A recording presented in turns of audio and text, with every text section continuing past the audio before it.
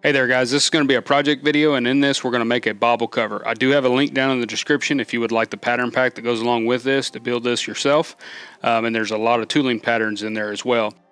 Now this Bible here, we just bought it at Walmart. It's just an NIV standard kind of personal size Bible. You can certainly adjust this pattern to fit your own personal Bible, whatever size Bible that you want to make it for.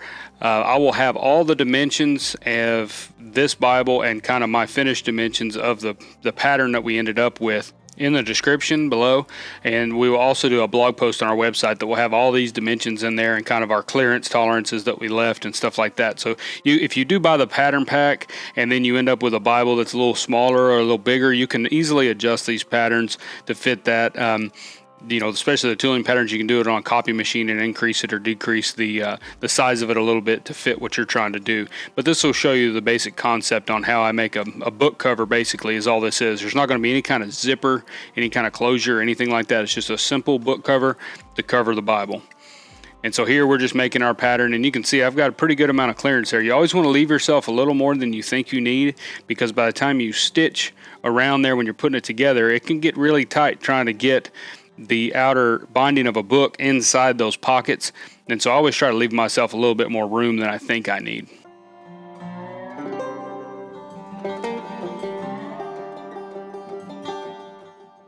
And so right here I'm just getting my bind as far as how thick that Bible is, and we'll go ahead and make that. I usually leave around 3/4 of an inch or so for you to. We're going to put that inside there on the front and back panel so that we can sew it in place. And so we're going to do a 3-piece Bible cover. So you'll have a spine and then your front and back panels. You could certainly do this one whole piece of leather. It's not that big. I just find that it's easier to cut out stuff like this when it's in 3 pieces versus 1, because I'm usually working through my scraps. I don't normally pull out a brand new side of leather where I've got all the room in the world.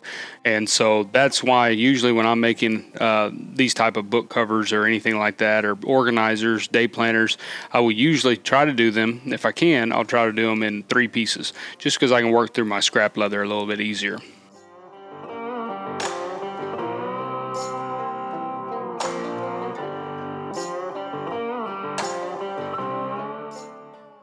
Now here I've drawn out our pockets. Now there's going to be one on each side. This is going to be a very simple Bible cover, but there's one on each side, and that's where the outer parts of the book or the outside of the books will slide up into those pockets. I would suggest that when you're doing this, always make those pockets a little narrower than you think, because a lot of people want to make them almost as big as the front and back panel, and that's a long distance to try to feed that backing of the Bible inside that pocket. And so the shorter you make them, the easier it is for the Bible to get in there. And here we've got our leather that we're using, and I'm going to be using 5 to 6 ounce leather here, and it's going to make, by the time we line it with 3/4, it's going to make a really nice feeling Bible cover. It's going to have some body to it, but it's not going to be extremely thick and bulky. And so you could certainly use 7/8, 6/8, whatever, just somewhere around there. I wouldn't go much less than 5/6. That's going to be about as thin as I would go, but 5/6 is going to tool up nicely, and it's going to also give you the body that you need without making it too bulky. So somewhere around there. I have done them with 9/10, and they work out great. They're just a little bit heavy, especially for a personal carry. You're going to carry this Bible in your truck or in your bag or whatever. That's usually the way people tote them around, and so the lighter it can be, the better off it is. All right, and here I've got a shoulder and a neck of a 3/4 ounce side of leather Herman oak, and I decided to go ahead and do the liners of the front and back panels. I decided to do that in 5/6 as well, so we're just going to pull that back out and cut those out right quick. I kind of decided that on the fly just to give it a little bit more body to it, just a little more heaviness, and so we'll go ahead and cut those. Now these are just the 2 liners. You'll line the front and back panels with that, and then we'll take that 3/4 ounce and we'll go ahead and cut out our 2 pockets. And so as you can see, there's not a ton of pieces in this Bible cover. It's fairly simple. It's just the body of it and then 2 pockets, and that makes it pretty easy to put together, but it makes a really, really nice book cover.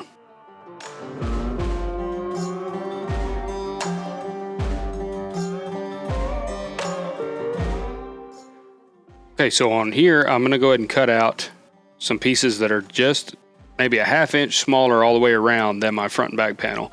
And that I'm going to glue to the pieces that we're going to tool. You could certainly use blue tape on this if you'd like. This is just something that I do. I usually on book covers and stuff, I prefer to use the poster board, but it'll just ensure that that leather won't stretch during the tooling process. Especially with it being 5-6 ounce leather, you're going to see a lot more stretch in that leather normally. And so we're going to go ahead and line that with some of this poster board, and that will stay in until in the completed Bible cover. We will not take that out.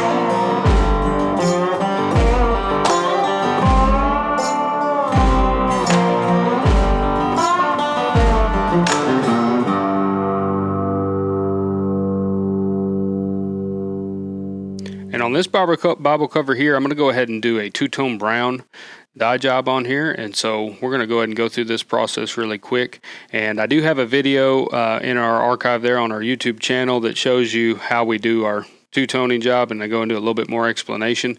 But basically we're just using a really thin brush, a long bristled brush that we can load with dye fairly easily, and then we'll go ahead and work that down into the background pieces. Once they're done, we'll go ahead and dye the outer edge all the way around as well. And so it'll basically be a dark brown leather with the tooling left natural. And so only the letters there, that man's initials, and the actual floral tooling will be left natural color.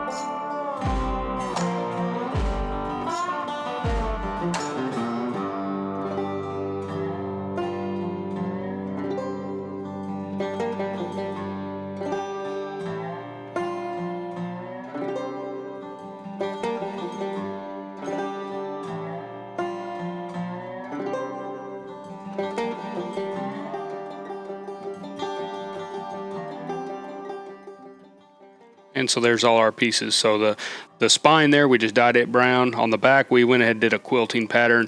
You've seen me do that before on some of our other videos, and we just two-toned it, which that goes pretty quick because you're just doing the outer edge. And then that spine, we just went ahead and dyed it straight brown. Now we're adding our oil. I am using just regular olive oil like I always use, and so we'll get that to color. Now some times past here, we've gone ahead and sealed this with our tan coat, and now we're going to antique. I missed recording that spot in the video where we sealed it with a tan coat, but do not forget, like if you've seen our video on how to antique, you want to seal this before you put that antique paste on there. Seal your leather before you put the paste on there. And then here we've let it kind of dry for a little bit, and then we're going to buff that out. And all the antique's doing is just getting down into the background and all the cuts. And here we're putting our final coat of tan coat. So I tan coat before I antique after our oil, and I also tan coat at the very end after I'm done buffing the antique out.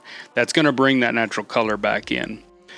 So now we've got our liner pieces. These are also 5/6. Like I said, you could have probably gotten away with 4/5, but or 3/4 even. But I went ahead and did 5/6 on this one. And so I'm just wetting the edge down there. The inner edge, the inside edge is closest to the spine. We're going to skive that area down because it's oversized, and so we're going to trim it after we sew the Bible cover up. So you'll see that here in just a minute. Okay, so here all we're doing is taking our pattern for our spine there and going in and marking where our front and back panels are going to line up on that. So remember, we've got about a 3/4 inch overlap. So I wanted to mark that on the top side so I know where to line up when we go to glue the thing together. And here I'm going to go ahead and skive the outer edges of this down. Now don't skive the top or bottom of the spine. You just want to skive the two outside edges, left and right side. And that's just going to make a nice transition there where it'll fold really nicely, and it's not going to kind of bind up and be hard for the book to close or stay shut. So that's all we're doing there. And then here I'm going to go ahead and sand and edge the inner edge of the Bible cover, front and back panels. You don't have to worry about edging and slicking the outer edge yet, because we'll do that at the end whenever we sew it all together. So here we're just taking that inner edge that's going to be against the spine, and we're going to go ahead and slick those and dye them. You want to dye them now so that you don't have to do them after they're put together. So be sure and don't miss this step here.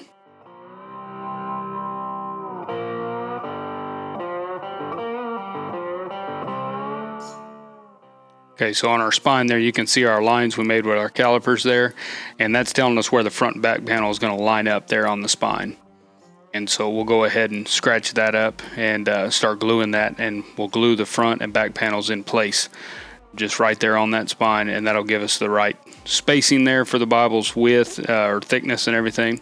So I just take a little piece of sandpaper and just scratch that finish, because that glue will stick a lot better if you do that.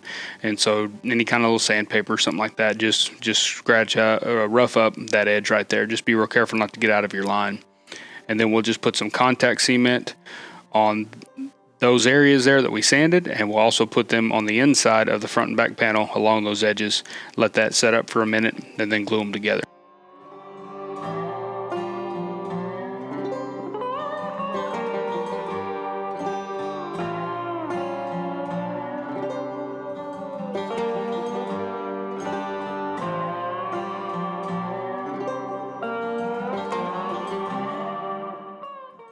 Okay, so this has had time to kind of set up. Now when I'm doing anything with a separate spine like that, what I'll usually do is line up one end or the other, the bottom end or the top end. Line both of them up. And so you can see I lined with the top, and so now I'm going to line the back panel up with the top edge too. And that way, if you have a little bit of excess of that spine, we can just trim that off on one side.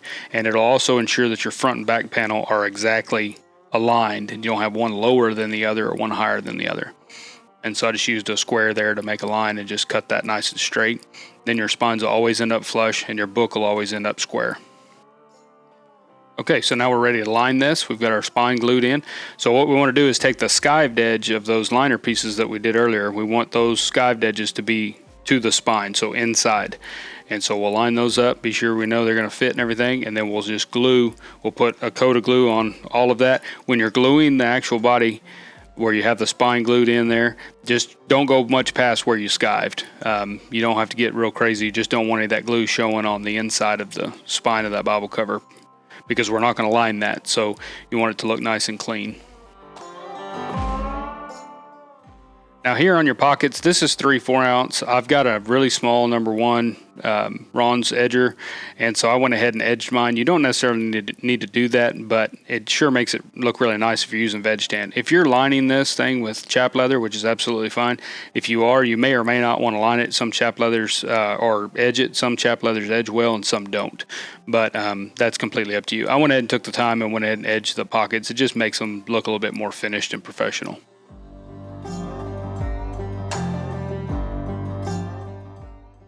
Okay, so while we've been doing that, our liners and stuff that glue is set up, so now we're going to glue them on. Now that's usually how I tend to do it, and just leave a little bit of overhang around that body, and that'll ensure that you have plenty on the inside, so when you go to stitch the front and back panel, you will catch the liner completely running up against that spine. You won't miss it. So it's just a lot easier doing it that way. And I'm going to go ahead and trim this now because we're fixing to put pockets on, and I need to know where the outer edge of the main piece of the Bible cover is going to be. And so there we'll go ahead and trim.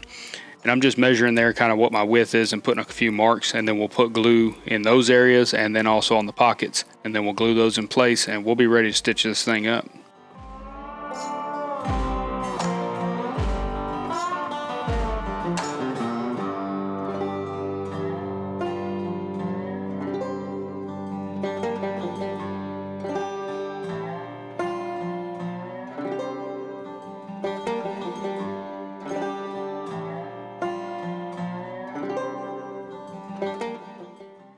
So that glue's set up, and so we'll go ahead and glue those pockets in, put them in there, and line them up. Be sure you give yourself a little bit of overhang, or what I call a little bit of feather around the outside. That'll just make sure that your pocket's where you need to be, and then kind of hammer it in there just a little bit, make sure everything's glued together well. And now we'll go ahead and groove. Now we're just going to groove. The only place we're going to stitch is just two big squares basically. We're going to stitch all the way around the front panel, all the way around the back panel. And that's the only stitching. I find that this way works a lot better, especially on books, so that it folds really nicely and your spine isn't a doubled piece of leather, it's just a single piece. And so we're sewing this on our Cobra Class 4, and it did a great job on this with 2 pieces of 5/6 and then that 3/4. It sewed it beautifully. I didn't have any problems with it, and I'm running 207 thread with a size 23 needle in that, and I've stitch length of about 4 or 5, I guess, if that gauge on there is pretty correct. I ran them down pretty close. I've been sewing a lot of belts with that setting, and it seems to work really well. Just a number 23 needle, and then that 207. I don't change the thread out. It would probably be better with like a 138 or something like that, but the 207, just for the sake of not having to change my thread in my machine, it seems to be sewing up really nice and leaves a really pretty stitch.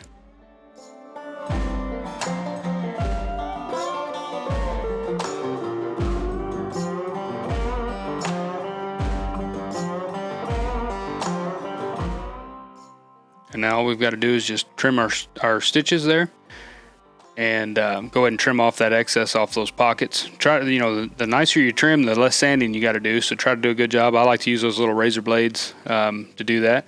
Then I just use a spike there to loosen any of that glue that may have been underneath there. Remember, we skived that area down on that liner, and so I'm just using a number 4 or number 5 edger, and it edged off just super easy. And so now we'll just go ahead and sand and edge and slick, and then let that dry, and then we'll go ahead and dye our edges. And so that'll finish up the book basically, and all we've got left to do is just to get a good fold on it and put the Bible in there, and it ought to work great.